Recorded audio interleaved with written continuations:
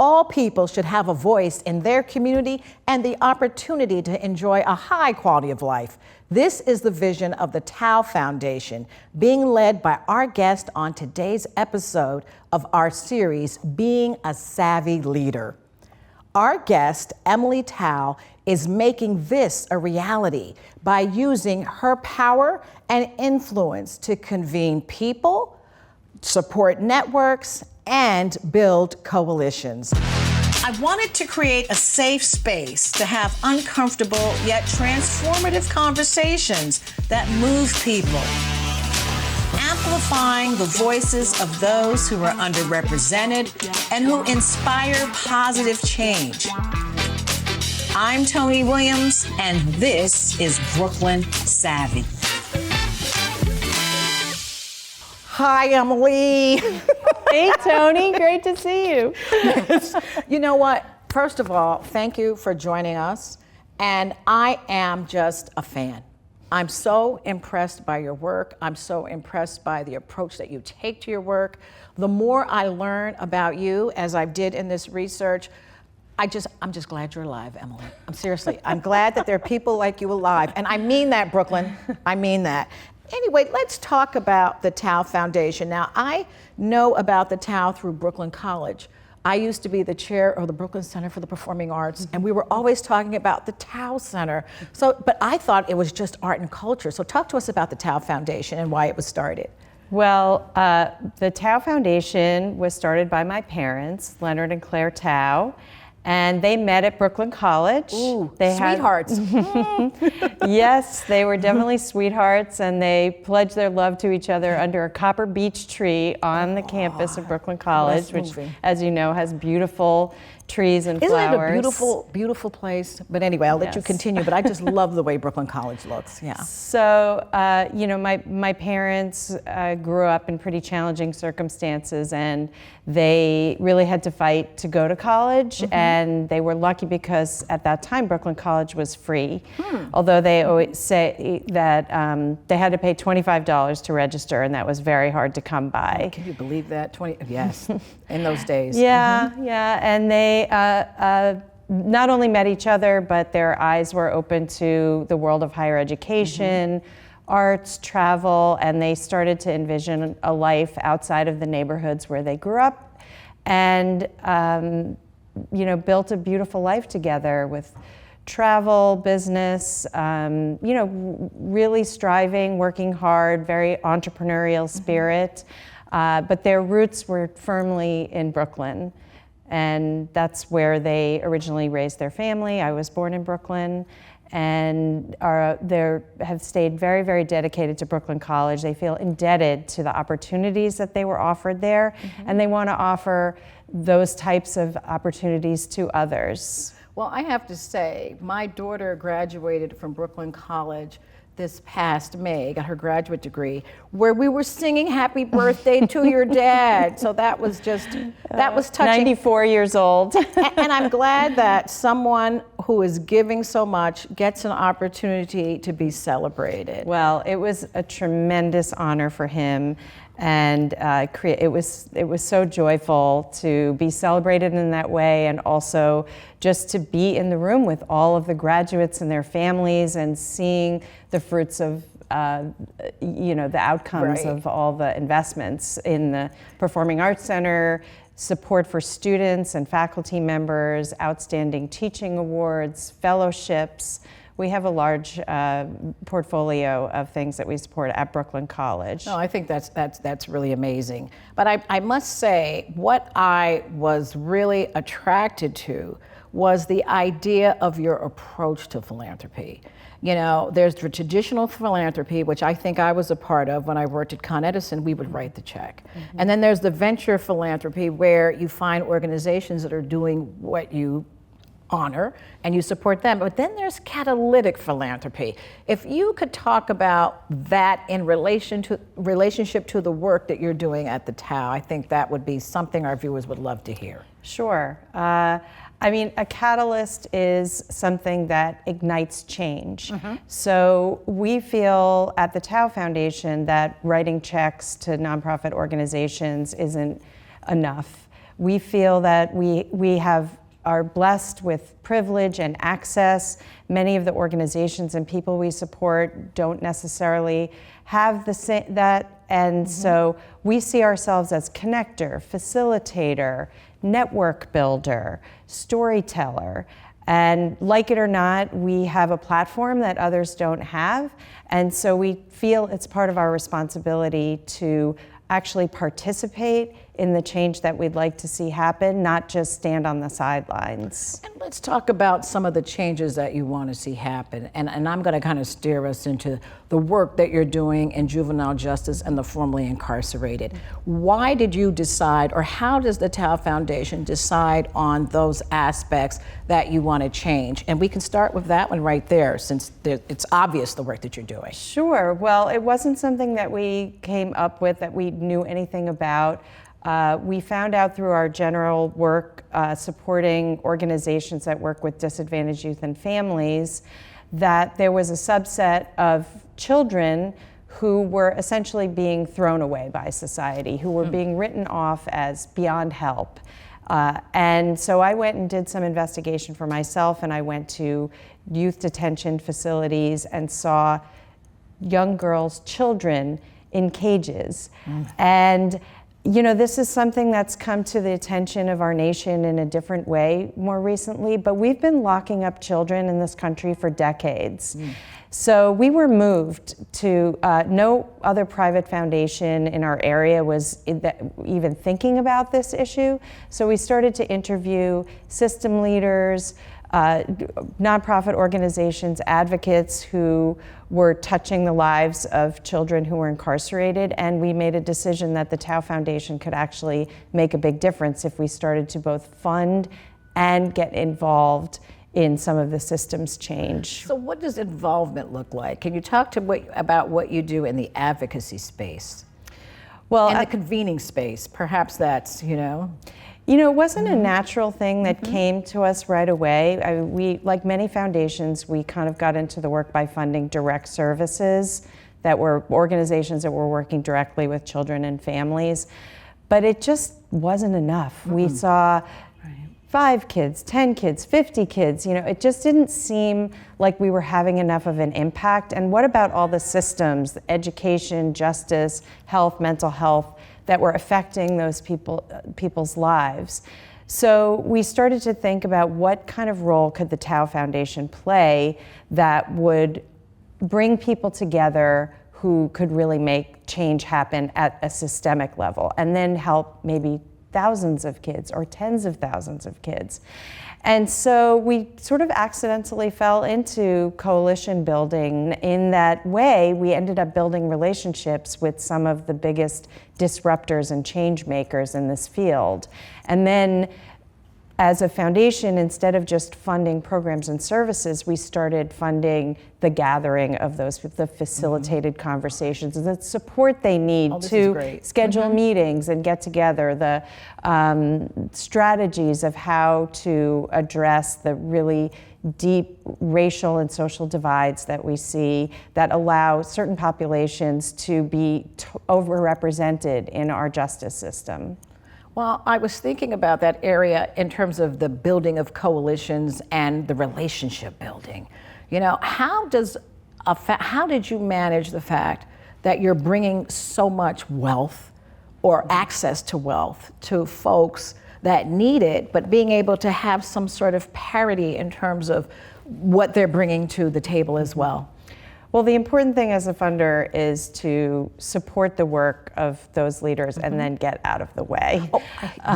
Right. I mean, step in when it makes sense. Step in when you can add value, but don't try to dictate what the people who really know are doing and their priorities. And I would like to think that I walk into any situation open, curious, wanting to learn. I love the curious. That's so key. Right? Yeah, it is, because then you're open to things that you maybe never have thought of before. And we all come into situations with our own biases and preconceived notions. And so I have really tried to practice stepping away when I think anything, I would be influencing in a way that is not helpful.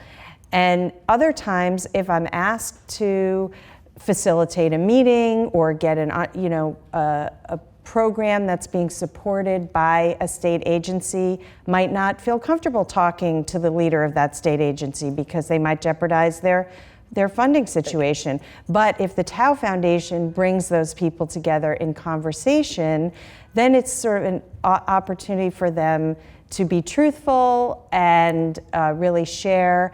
And a lot of times they actually are looking to have the same outcomes. They're just approaching it differently. And we can be the sort of moderator of that. That is such a good place to be, because oftentimes, because a lot of these nonprofits rely on federal funds, there's some truth that doesn't get told. But you're able to step in the gap and make that happen. So critical. I wanted to talk a little bit more about your work in youth justice. I was looking at issues like decriminalization, reporting, economic justice issues. Do you have a story about one organization in particular that you felt your funds made a tremendous difference in those areas? Well, this is an issue area that's very near and dear to my heart, and we are privileged to support many wonderful organizations. A lot of them are looking at removing young people from adult jails and prisons, reducing and eliminating the use of solitary confinement for children, that is unbelievable. Unbelievable practice that is still going on today. And giving opportunity to young people who have not necessarily experienced that in their home life. So the Youth Justice Network is one example. Their roots started with serving children who were being held at Rikers Island, which is an adult jail. And they started by offering educational opportunities, arts opportunities, and really just having a person who could be their advocate, someone who is there for them, who follows their case, who, when they go to court, sits with their family, sits with their parent, helps them navigate this, all of the challenges that they're facing, and then hopefully getting the young person out of an incarcerative setting and then supporting them in the community to get back in school, get their life, become advocates themselves for people like themselves, and find employment, housing. So it's really taking care of these people and helping them make the transition. Yes. And I think you also did some work in with the Center for Court Innovation? Yes, the Center for Court Innovation is a wonderful organization. They have an amazing justice center here in Brooklyn in Red Hook, where they have peacemaking circles. They have a lot of alternative to incarceration programs. And we've been supporting the Project Reset program, which is a diversion program for people who, instead of is that the art making program, Project Reset? No. No, okay, there's a different one. That's Recess Arts. That's yes. You know the field. I do. You know the field. They're not a grantee, but they do some work too. They do some work with the They do beautiful work. Yes. Okay. Yes. Right. The Center for Court Innovation is really taking a look at how can we take the court system and the way people are processed and the way they're handled and the opportunities they might have if they were treated differently or had alternatives to jail and incarceration, and not bogging down our system with a whole lot of people who really are not being served by our justice system, who would have much better outcomes if they were able to stay in their communities and have opportunity. Another thing that you have said that I have really leaned into is this idea of narrative change. I think that is so important, because the narrative that people put on one another and the narrative you think about yourself can put you in a box. Talk a little bit about your impact and narrative change. So narrative change can be at the individual level, and it can also be in much broader, public level. I mean, right now we're in a time where there's a narrative of fear And the ads that I saw during this is awful, the fear piece, campaign right. were just so upsetting to me, because highlighting, one egregious case where, someone is hurt versus or a migrant yeah, it does something, and then it becomes all migrants. Exactly. Right? When these are usually just single, they're not exemplary of what happens with with most people. Also, I think it's very important the words we use. We call, when newspapers write stories and they call people inmates, when they call people murderers, felons, call people out by the worst thing that they've ever done. It really just perpetuates this issue where people are fearful. They think public safety means punishment and locking people up. But in fact, people have tremendous capacity to change. Mm-hmm. And if we treat them as human beings and we center dignity in the way that we talk about people and approach them and discuss how they could possibly change for the better, if we offer them education and arts and the opportunity to express themselves, then we have the ability to really translate that to people more broadly. I love that your work is grounded in dignity, giving people back their self-respect, so to speak. I think that's tremendous. Now, there is a very healing aspect to why you walked into this, so to speak. And by healing is a part of what you want to see happen. Can you talk Absolutely. a little bit more about the fact that people deserve second, third, fourth chance? People deserve chances. Can you talk about or why first that chances. Exactly. Some people first chances. have never had right. a first chance, and there's a difference in the way that people are treated based on the neighborhoods they come from, the color of their skin, their economic status. I personally in my life have made mistakes, and yet I have been encouraged to do better next time versus punished, whereas other people, maybe because of where they come from or what they look like, are seen differently. And so I see a tremendous responsibility to make it make the world a more equitable place, more just place, where people, no matter what kind of background they come from, have a chance to succeed in their own right. And that really goes back to my parents and the way, they were not as interested as in giving a helping hand as in helping people find their own strength. Absolutely. Empowering people to build their own successful lives, not necessarily being the helper, the handout. Right, and that's kind of old school philanthropy anyway. The idea that you give people a second chance, you invest in them, because a lot of folks have never had an investment, or they've had an investment, the investment has been minimal, like a deteriorating educational system, or housing that just doesn't work. Let's talk about some of or even being told that they have potential, that they that they have talent, that they have ability, that they have something to offer. It's amazing when in the justice system how many people have never ever been told you could make a difference in the world. You have an asset. You could be someone who participates in a way that makes a difference for others. And then also for the person to be informed about having an awareness of how to love themselves. See, that's one of the missions that I'm kind of on right now. Yeah. I think it's so important to love yourself, but so many folks have not been loved properly that that's something that eludes them. So let's talk somewhat about some of the other programs that you're involved in. I think you mentioned art and culture. The fellowship program. I think there's a college. What was? We fund college and community fellowship, which works with women, formerly incarcerated women who are pursuing higher education, and also the arts.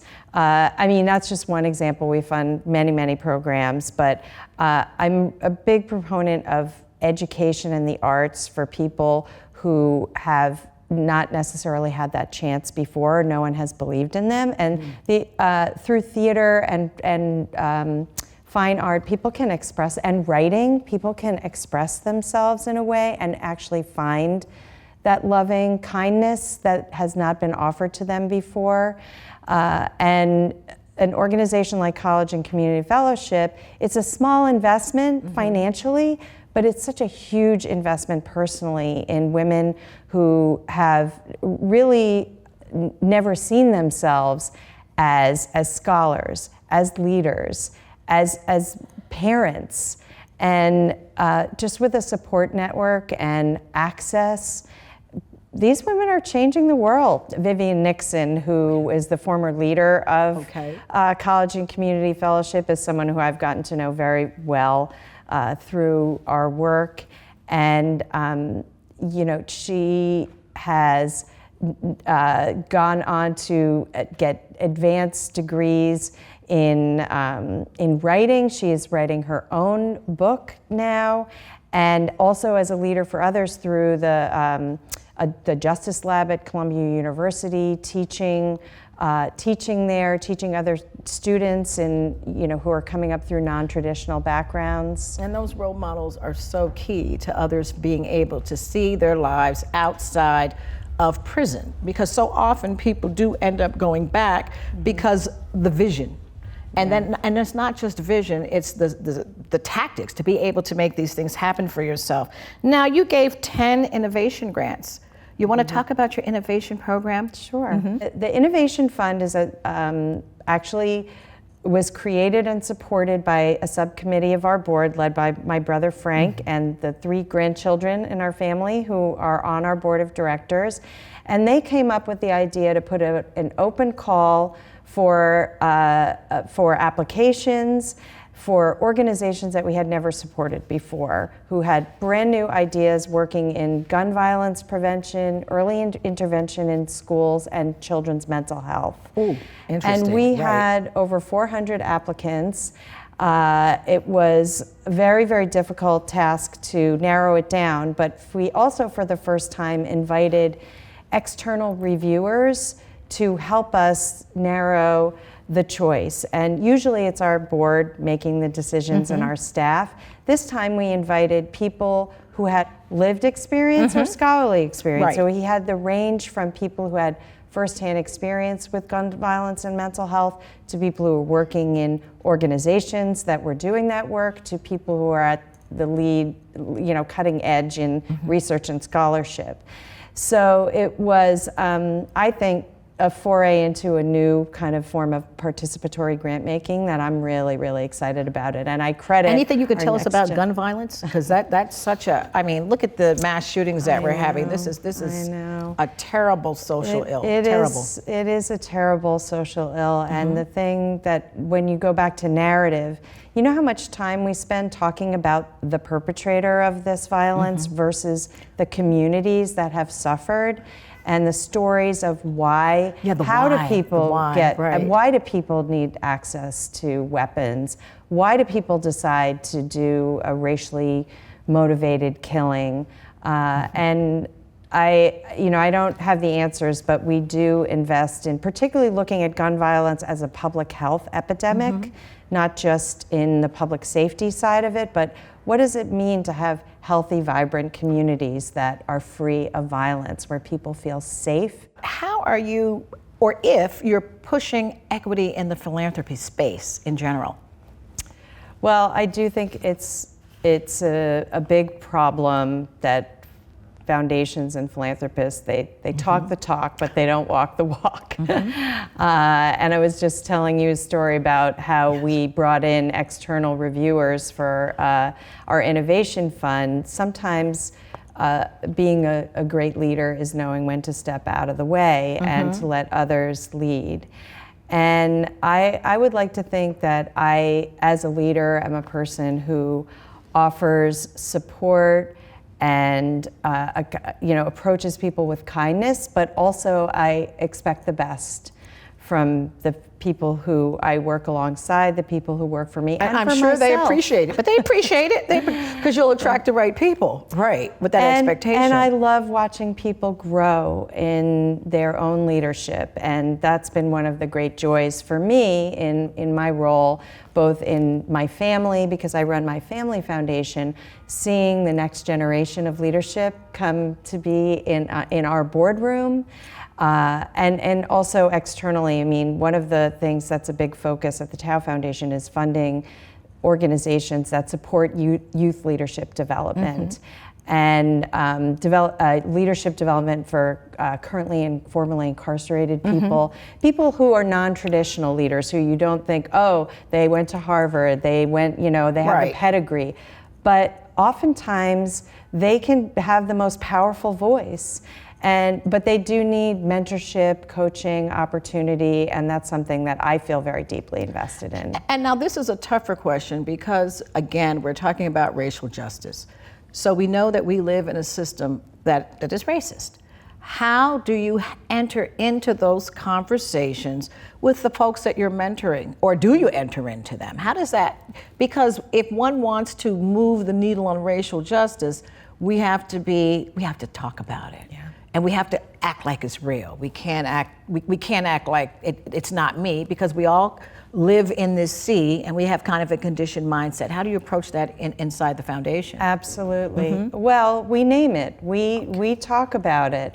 We acknowledge it. We say we're doing our best and we can always do better. So I do think we're pretty upfront with the fact that we are tackling a very racist system in the justice system, and that if we don't talk about our country's history, how we got to this place, we're never going to get ourselves out of it. And we need to acknowledge it and apologize for what has been done in the past. And then we need to elevate people who have not had a voice before, people who have not had a chance. And I'd like to think at the Tao Foundation that we invest in organizations that are led by and for the most people who have been the most marginalized, who have been the most unlikely to have a voice. Not that they didn't have a voice, but they didn't have a platform to talk about what's important to them. And I don't think I've ever heard anyone say apologize. I like that. To apologize for some of for all of it, quite honestly, for every bit of it. And it doesn't matter if you were necessarily personally 16, connected. 19, but whatever, yes. I recently went to Montgomery, Alabama, and I had a chance to see the new museum, the Equal Justice Museum, and I never realized how much of New York's infrastructure and history was built on the backs of slaves. There's that burial ground museum, and to see those bodies that were hunched over, the skeletons, right. So for me, I guess just always trying to remind myself, reading, exposing myself, in the field now we talk about getting proximate, getting close to the communities and the people that we're most trying to serve, and asking them for the answers. What do you need to heal? How can I acknowledge the trauma that you have experienced, and not just wallow in that, but then how can we find hopefulness? How can we find, a hope for a better future? You're helping us find a path to a better future. And I'm hoping that this conversation here inspires other philanthropists as well. So thank you, because you've been richly blessed and you're paying it forward. So thank you so much, Emily. Thank you for having me. It's really wonderful to be here and wonderful to know you, Toni. We'll see you next time on Brooklyn Savvy.